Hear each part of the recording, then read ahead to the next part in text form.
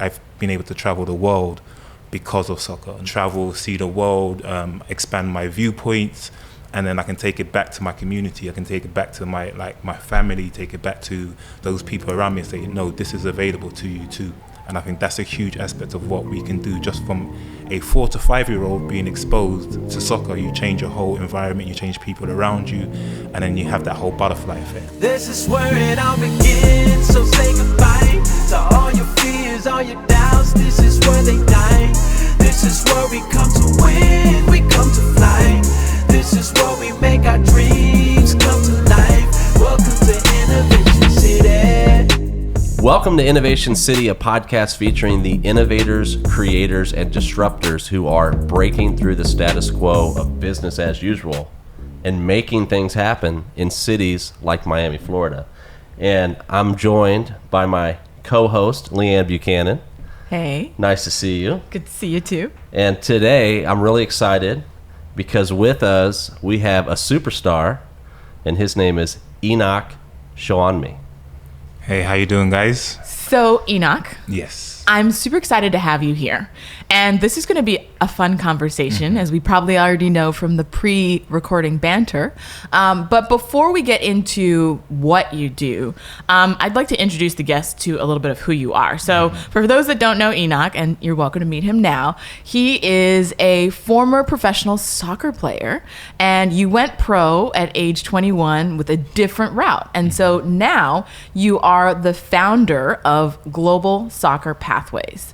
So the first question that I have to ask you is, when did you fall in love with soccer? Such a long time ago, but I fell in love with soccer probably when I was around 8 years old. Then going out into the parks, and it's a huge thing in the UK and in Europe. Well, probably everywhere in the world apart from America. Soccer is the biggest sport, and you just go out on the fields and you just play with friends. And then I joined my school team, and then it just went from there, and I just carried on pursuing the game. And one of the great things about soccer, for where I grew up, it helps me stay off the streets. It helped me when I grew up in a rough area. So it just gave me a focus that wasn't to do with anything that could be deemed illegal. So talk to us a little bit about how you have made the transition from soccer as your profession to perhaps leading different organizations where soccer is both a business and an alternative life path.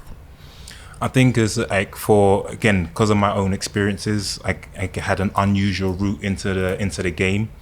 And for me, it was like just creating a pathway for kids that I wanted when I was at a certain age. At points, I wasn't good enough to be at professional academies or a high-level team. So, but I still had that ambition to play. And for now, I think there's the same things that's happening. So many kids want to play the game. They don't have the right people or the right pathways. And I think education is a huge importance in life. It gave me so much just by getting my degree first before I turned pro, and then also completing my master's in finance as well while I was a pro. And I think education is huge. It opens different pathways, and it's not just about formal education, it's just about learning in general. And so this is the type of things that I'm trying to help a lot of the youth, or as many youth as possible, that are interested in soccer, interested in sport, and have the education as well. So if I recall from your story, you started late maybe in soccer. Is that kind of what you might have said? I turned pro late. Okay. I started playing the game probably usual age as but many you turned kids. pro late and you had to fight to get there, right? Yes. Like part of your story is that fight. I've been rejected at so many different points in my youth. So even my first school team at 11 years old, I didn't make that team. Wow. At 13, we had like inner London, first we had West London, which is the area of West London. I didn't make that team, which is all the schools within West London. I went to the trials, didn't make that team. Again, 13, 14, I went to the inner London trials, which was the whole of London, didn't make that team. At 18, I went trials at Cambridge United, which is a professional club, didn't get picked. So there's all these different points in my youth of rejection, but I still had an idea in my mind of what I wanted to be and where I wanted to go. And fortunately, I was able to create that pathway for myself. And sometimes when we talk to pro athletes, they were there a few years. Like you had a full career, like a very long career in most respects, right? Yeah, 12, 13 years, and I kind of left on my own terms as well, so that was pretty cool. So I'm curious to understand, sports, the arts, a lot of extracurricular activities that, right now there's often a lack of funding for in school are the types of activities that give you skills. And those skills translate into life. Walk us through maybe the top 3 skills that you learned from playing soccer professionally and how that's translated into the business and professional world for you. I think one is communication. It's it's a team sport. Everyone has their own individual goals, but overall there's a team goal, and I wanted to progress my career individually, but I also want my team to win. So the communication between teammates, between yourself and your managers, is important for everyone to have that same vision to go towards the goal. And the teams that weren't successful, you could see there was a communication breakdown at some point. So communication is an excellent transferable skill that you can take anywhere. Another aspect is discipline. I think discipline was a huge aspect of just doing the right things. It wasn't just about the times you were performing. So obviously I played in front of 50,000 people, 90,000 people. But those weren't the points where it mattered. It mattered what I was doing off the field when I wasn't in training. So having that discipline with my nutrition, with my lifestyle, created the reasons why I was able to have a long career. And then lastly, I would say another huge aspect is just kind of your mindset and just going, and your mentality, just going into what you're trying to achieve, and it's having that willpower to really push yourself to your limits and achieve what you have in your mind, and don't let anyone tell you that you're not good enough, you can't do it, or that is not available for you. So communication, discipline, and a really solid mindset. Enoch, when you talk about mindset, it makes me think a lot about the idea of innovation. So innovation, a lot of people talk about innovation being rooted in creativity. And so I'd like to kind of shift gears a little bit and find out a little bit about a creative side, if you have one. So what's something that you do as a creative outlet? I write poetry. Ooh. See, Yeah. I knew we were going somewhere. You ready to drop a verse? Let me see if I can remember anyone. I have so many that I've written over the years, and it's been literally about every single topic. So I think it was always an outlet for me. I think even just being a professional athlete, we talking about a lot of things. We talk about like mental health right now is a huge aspect especially in the UK, in terms of just athletes coming out and say, you know what, we make a lot of money, but we're not right mentally, and we need help too. And I thought poetry was always my outlet. It was always my thing to get things off my mind, even if I didn't have to speak to someone. It was something to be just written down on paper. And there's so many that I have written about. I think there's one called Stories. There's one called Beyond the Mind. I think Beyond the Mind was something like I can remember a little bit, but it is when you're past this steeped in pain, it ain't a game. How we reframe the mind and something like that. But I can pull up something for you guys. Okay. On my phone, because I've got a WordPress where there's a lot of my poetry and prose, because I write a lot just generally. I'm actually putting out there's going to be an ebook coming out soon as well, just about kind of the whole mindset program that I want to give my athletes. And obviously there's another shorter ebook which is going to be just about my start into the professional game as well. Pretty cool stuff. Well, let's talk about the kids that you're working with. You just started Global Soccer Pathways. Tell us about that. So like I was alluding to earlier, it's a resource for players, for education, for elite training, for mindset. And I just wanted to create a space where there's multiple avenues for players to access to get to where they want to be within the game or within education as well. So I love the US system in terms of players can go into university, they can get scholarships, and they can get educated and get their degrees as well. And on the outside of that, once they finish, maybe they go pro as well. I love that kind of formula. It's not really that prevalent in Europe in terms of that kind of system. So it was either I went to university or I turned pro. There wasn't that together. So I did go university and I turned pro. So it was like it worked out for me in the end. But I think that kind of system is excellent. I think 99% of players, even if they're in the professional academies in Europe, they don't make it. And it's like, what are you going to fall back on? They forget about their school because they think they're going to be a superstar, and it doesn't happen for them. And then it's like, okay, they left at 18, maybe a little older, 19, 20, thinking what I'm going to do with the rest of my life. So I think that's a great resource, and that's kind of what I wanted to help a lot of kids, and not just have an American avenue, but can we reproduce this in Europe? Can we have professional clubs in Europe giving access to elite training and to education as well? So some of my partners in Europe have put these programs together, and we're working on attracting a lot of American soccer kids who want to experience the European flavor of playing the game, playing at elite level, but still getting the education. And then, of course, we have the resource in terms of just elite training. If they just want the elite training and don't need the education, maybe they have their degree already, like I did at 21, and they're looking for opportunities to go pro. So I'm also a licensed agent that can help in terms of just the resource of finding opportunities within professional clubs. And then we have education as well, which is with Leeds United, which is one of my former teams.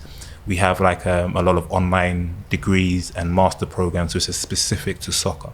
And so if you want to be a CEO, if you want to be an intermediary, if you want to be a scout and you want to stay within the game, we have that access too. So it's creating that whole resource for young student athletes. What I love about your description of Global Soccer Pathways is, to me, it sounds just like a startup. And that's what we know really well is kind of startups and building and scaling and thinking about growth and, revenue, but also growth and impact. So talk to us about what's the biggest lesson that you've learned as the founder and lead of this organization? Because it's a little bit different from the soccer field in the sense that you are running a business. So what's the biggest lesson you've learned in this role? I think the biggest lesson just in this role, and just I think generally just transitioning outside the game, is networking. Networking is huge, and it's like speaking your truth as well. Because it's like I believe sometimes it's like if you don't believe in your vision and you're quiet about your vision and you don't talk about it. And I just tell everyone anywhere. I could be on the streets, Global Soccer Pathways. You never know. Someone might say, oh yeah, I'm interested in that. And even like my wife the other day, and she went to see the doctor for the first time in Naples, and she was talking about what I do as her husband, and it's like the doctor was like, oh, my 13-year-old kid loves soccer. Like, let's set up a meeting. Let's talk. Let's have a conversation. And I think that's a key aspect in the networking, but definitely just like letting people know this is what you're doing, this is what you're bringing to the world, and getting that exposure that way. I feel like you're speaking to me. So you mentioned the last thing I really want to know before I have Tyler jump in is exposure. And I think when we talk about exposure, there's exposure in the way you're talking about, which is creating opportunities for you to derive business, for you to build your network, for people just to know about the great things you're doing with your organization. But I think on the other side, and you were talking about this earlier with some of the youth you work with, soccer can be an exposure point. It can be an inflection point that creates opportunities. So talk to us a little bit about that process that you've seen with youth that are using soccer as their exposure point to new opportunities. I think it's an absolute huge sport in general, but it's a huge pathway for these for kids to, like I said, in my own experiences, it helped me stay off the streets or getting into trouble. And I think it's just a huge way in where you can just learn so many new skills, just like interpersonal skills, like communication, like we spoke about, just to learn all these transferable skills where you can go into different avenues. And we talk about participation in sport and participation in soccer, and a huge aspect is that when kids at a young age are exposed to it and they enjoy it, they tend to stay within the game, and they stay within the game not just on trying to go pro, but maybe they become a physio, maybe they have that passion to become a scout. So there's job roles that kids can get exposed to that they would have never been exposed to if they didn't go out and just play the game. And there's later down the line you see it it kind of transforms your whole life. And like for myself, it's like now we're having this conversation in Miami, whereas like if I didn't just get exposed to soccer, this probably never would have happened.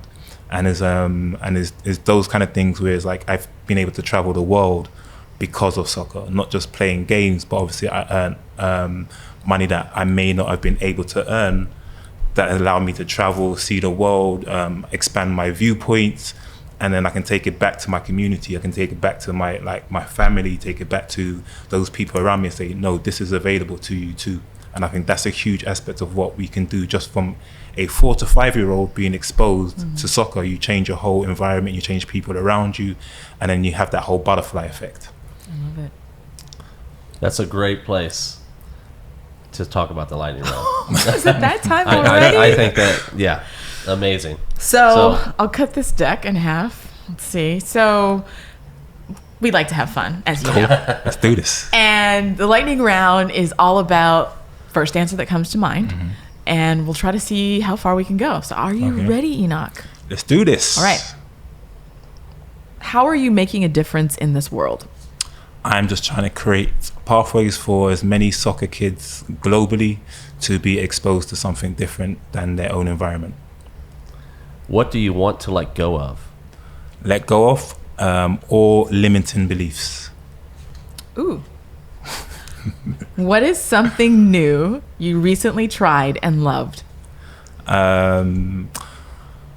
Recently, I've been doing like a whole bunch of courses, and just to like learn new things. I've obviously had a bit more time on my hands. So one of the things is like I jumped on an NLP course, and I think it was like eye-opening, just some of the things that I've been learning from that, and it's like I think it's like amazing stuff. What moves you to tears or gives you goosebumps? Moves me to tears or give me, I think just like you know, this when you see things in the past and you see people who's done it, you read stories that are inspirational and you just think, wow, like as well as like, and you feel like there's no limits when you see other people that can do it. It's like, yeah, I can do this too. I can reach 10,000, 20,000 soccer kids worldwide. And I think those kind of things is like, gives me goosebumps, gives me that excitement to keep pushing forward with what I want to do. Similarly, what have you witnessed that has strengthened your faith in humanity? I think just people coming together for a common cause. I've seen it obviously throughout history. You're seeing it now, and I think these things where people come together and they unite under one idea that is prevalent and that's relevant.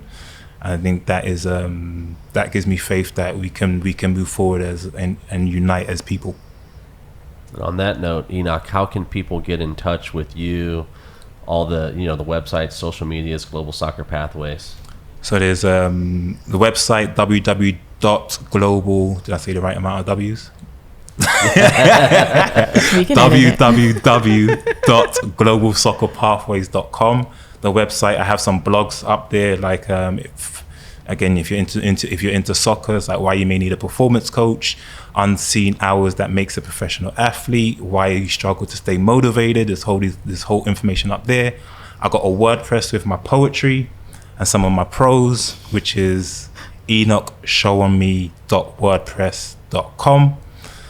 I have all the social medias: Facebook, Instagram. Instagram is Enoch_Showunmi on Instagram. So yeah, I'm back on social media now. So Facebook, LinkedIn, same, just my name. You'll find me. There may be some imposters on Facebook, but like you'll find me. Awesome. Hey Enoch, you mind dropping a verse? No problem at all. This one I call Beyond the Mind. When the past is steeped in pain, it ain't a game how we maintain the brain in the wrong frame. So I reframe and refrain from simply keep thinking the same. Listen, I'm committed to the essentials of feeding my potential. Ain't coincidental, my life better to the letter, ever positive existential. Not disrespectful to the lives of those not living life. See the strife is rife when you don't sever it like a knife. I'm possible goals.